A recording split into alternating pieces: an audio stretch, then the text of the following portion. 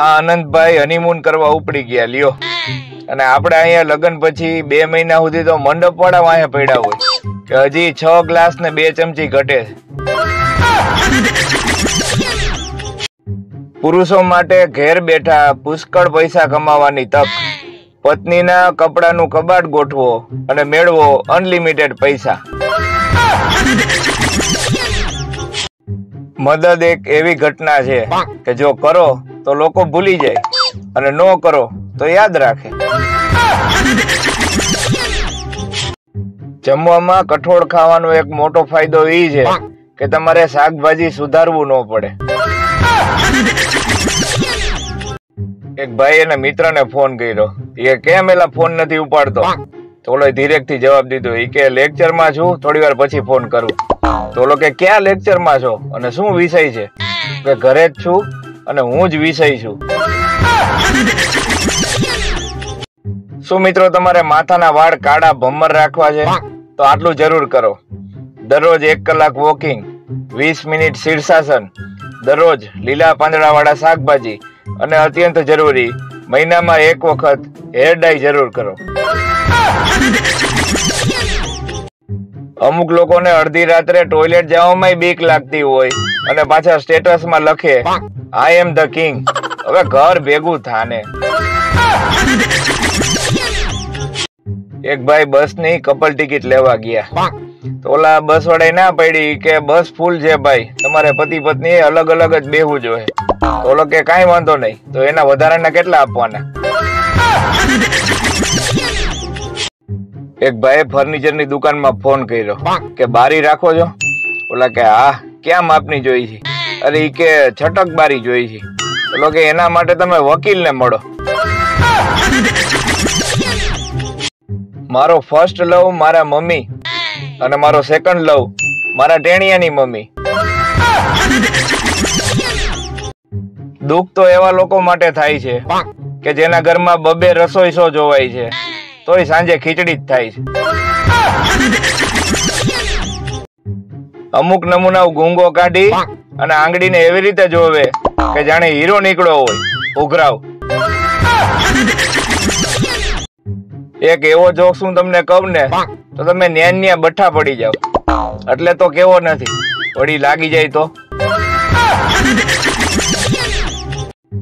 એ મારા કલેજાઓ, આખી રાત તડકામાં બેહી અને હું તમને યાદ કરું છું. પેલાના છોકરાઓને મોબાઈલમાં ગેમ ન મળે ને તો મોબાઈલ પાછો આપી દેતા. હવે તો મારા હારે ડાઉનલોડ કરી લે છે. આજકાલ તાત્કાલિક લોનના એટલા બધા ફોન આવે છે કે હવે તો મને બીક લાગે ક્યાંક ક્યાંક મારા ઘરની બહાર પૈસા ન મૂકી જાય. જો તમારું પેટ બહાર હોય તો એનો એક ફાયદો છે કે તમે મોબાઈલની સ્ક્રીન પેટ સાથે ઘસી અને સાફ કરી શકો છો. છત્રી ભલે લેડીઝ હોય પણ વાવાઝોડામાં ઈ કાગડો જ થાય, કાગડી નો થાય ભાઈ. થોડાક સુધરી જવાના ચક્કરમાં આપણે શબ્દોની પાછળ તા લગાડતા થઈ ગયા છીએ. જેમ કે ટેલેન્ટ તા, વીકતા. એલા આવું હોય? બીજા કોઈ તમારા ધ્યાનમાં આવા શબ્દો હોય તો લખો. એક અડવિત્રો બ્યુટી પાર્લર ની બહાર લખી આવ્યો કે ભેંસ કોઈ દિવસ રૂપાળી થાય નહીં. આંખના ડોક્ટર એક ભાઈને કહે તમે અમારી નર સામે એક ધારું તાકીને જોવો. ઓલો કે કા? કે તમારી પત્નીના આંખમાં ટીપા નાખવા છે અને એ આંખું ખોલતી નથી. પતિ કે ડોક્ટરે મને મોડી ચા પીવાનું કીધું છે. તો પત્ની કે એવી બધે હાટું હું અલગ અલગ ચા નહીં બનાવું, જલેબી ખાઈને ચા પી લેજો એટલે મોડી જ લાગશે. ઘરમાં લાઈટ ગઈ ને ત્યારે 2 મિનિટ માટે તો શ્વાસ થંભી ગયા કે જયારે કામવાળી બોલી કે vote the hair is this, you don't have inverter? પતિ કે આજે ભીંડાના શાકમાં થોડુંક મીઠું વધારે પડી ગયું હતું. તો પત્ની કે મીઠું તો બરોબર જ હતું, ભીંડા ઓછા પડ્યા, તમે ઓછા લઈ આવ્યા હતા. તમે એમ ન વિચારતા કે આ મુકેશ કાકા ને બધા પ્રસંગ હવે પૂરા થઈ જાય. હજી તો 3-4 મહિના તેડું મૂકવું હાલશે, 3-4 મહિના ઉકેડી ઉઠાડી અને રોટલા હાલશે, ત્યાં તો સીમંતનો પ્રસંગ આંબી જાય. 3-4 મહિના ઈ હાલશે, ત્યાં તો પારણે બાળકના વધામણા ચાલુ થાય, પછી બાળકની છઠ્ઠી ના બધું ચાલુ જ રહેવાનું જ ભાઈ. એક પતિએ એની પત્નીને એક ઝાપટ મારી અને કીધું કે નારાજ ન થાતી, માણસ એને જ મારે કે જેને વધુ પ્રેમ કરતો હોય. પત્ની સામે 2 લાફા ઝીકી દીધા. ઈ કે હું તમને ઓછો પ્રેમ થોડો કરું છું.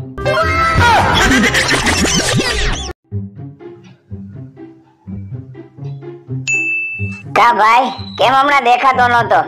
અરે લગ્ન કર્યા ને હમણાં. લે એકલા હવે એમાં ફેરા ફરવાય તને હારે લઈ જાવ. કા ભાઈ કેમ હમણાં દેખાતો નતો? અરે લગ્ન કર્યા ને હમણાં. લે એકલા હવે એમાં ફેરા ફરવાય તને હારે લઈ જાવ. હમણાં એક ભાઈ પડી ગયા, ડોક્ટર આગળ ગયા. સાહેબ કે ટાંકા લેવા જોઈએ. ઓલો કે કેટલા રૂપિયા થાય? સાહેબ કે 3000. ઓલો કે સાહેબ ટાંકા લેવાના હે કે ભરત કામ કરવાનું છે? એક ભાઈ ડોક્ટર ને અડધી રાતે ફોન કર્યો કે સાહેબ મારી દવા પીવાનો ટાઈમ બદલાવી દો, મારાથી અડધી રાતે ઉઠાતું નથી. એટલે સાહેબ કે અડધી ગોળી રાત્રે પીવાની છે, અડધી રાત્રે ગોળી નહીં. હમણાં એક જણાને મેં પૂછ્યું, મેં કીધું કેમ છે? તો મને કે ફાઇન. હવે કેમ છે પૂછવામાં દંડ લાગે, બોલો. આ જિંદગીમાં લોકો તમારું બૂચ મારવાનો પ્રયત્ન કરશે, પણ તમે પ્રેમથી ના પાડજો કે એકવાર મરાઈ ગયું છે. એક ભાઈ ડોક્ટર ને કહે સાહેબ તમે જે વજન ઓછું કરવાની દવા આપી હતી ને એનાથી મોઢું આખું તતડી ગયું, મોઢામાં ચાંદા પડી ગયા. સાહેબ કે એટલે જ આપી હતી, હવે તમે ખાઈ નહીં શકો. સસરાઈ જમાઈને ફોન કર્યો કે વાવાઝોડાના શું સમાચાર છે જમાઈ? જમાઈ કે વાવાઝોડું આ બેઠું બેઠું શાક સુધારે, પણ તમે મને ઈ કહો કે આ વાવાઝોડાનું ઉદ્ભવ સ્થાન જે દરિયો છે ઈ અત્યારે શાંત છે કે તોફાની? આપણે ત્યાં તેલમાં ભાવ વધારાનું એક કારણ એ છે કે મોટા ભાગના ને આપણે તેલ લેવા મોકલી છે કે ભાઈ જા તેલ લેવા. એક મેડમ છોકરાઓને કહેતા હતા કે ન્યૂટને બગીચામાં ઝાડની નીચે બેઠા બેઠા ગુરુત્વાકર્ષણનો નિયમ શોધ્યો હતો. એક છોકરો ઉભો થઈને કે મેડમ અમે ઈ જ કહી છે કે અમને બગીચામાં બેહાડો, અમે કાંઈક ને કાંઈક તો ગોતી જ લેવું. આ સોશિયલ મીડિયાની એવી આદત પડી ગઈ છે ને કે પાડોશી હમણાં એનો એક્સરે બતાવ્યો ને તોય નાઈસ સ્પીક એવું બોલાઈ ગયું. આપણે ત્યાં તેલમાં ભાવ વધારાનું એક કારણ એ છે કે મોટા ભાગના ને આપણે તેલ લેવા મોકલી છે કે ભાઈ જા તેલ લેવા. પત્ની રીસાય તો પિયરે વહી જાય, પણ પતિ રીસાય તો બિચારો ક્યાં જાય ખબર હોય તો કયો. જો મિત્રો તમારા જીવનમાં કોઈ સમસ્યા હોય તો એ તમારા સ્ટેટસમાં લખી નાખો. 24 કલાક પછી સમસ્યા ઓટોમેટિક ડિલીટ થઈ જશે. જો તમે રાત્રે રોડ ઉપર એકલા જતા હોય અને તમને બીક લાગતી હોય તેનો અક્ષર ઇલાજ 2 હાથની મુઠ્ઠી પેલા વાળો, એકદમ ટાઈટ, અને પછી ભાગો.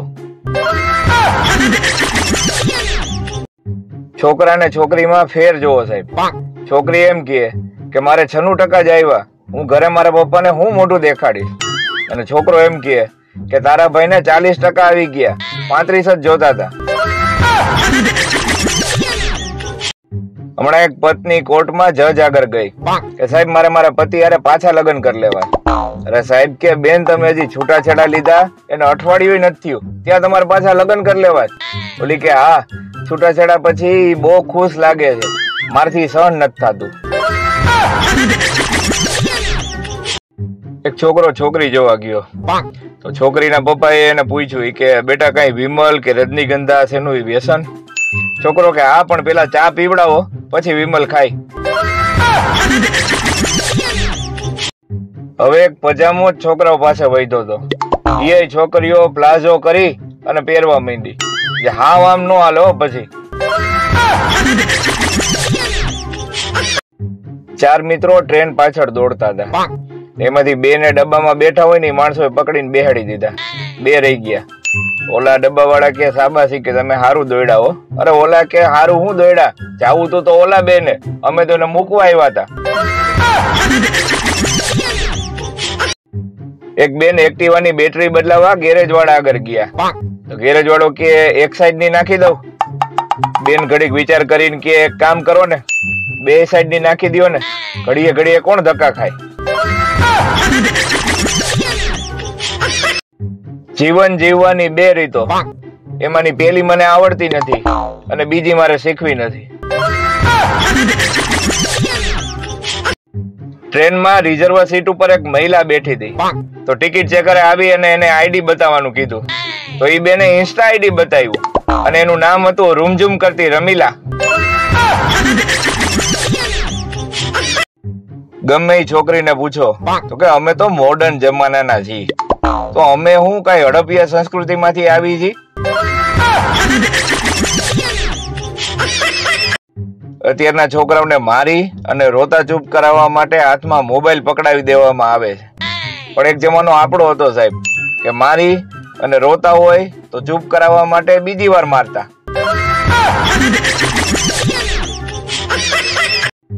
આ દવાના અલગ અલગ નખરા છે. કોક દવાને ખાલી પેટ જોઈ તો કોક દવાને ભરેલું પેટ જોઈ. સોસાયટીમાં ચોરી થઈ હતી. તો બધા ભેગા થઈને વિચારતા હતા કે ચોરી કરી કોણે હશે. એક ભાઈ બાજુમાં આવી અને હળવેક થી બોલ્યા કે ચોર સિવાય કોઈ ચોરી કરે નહીં.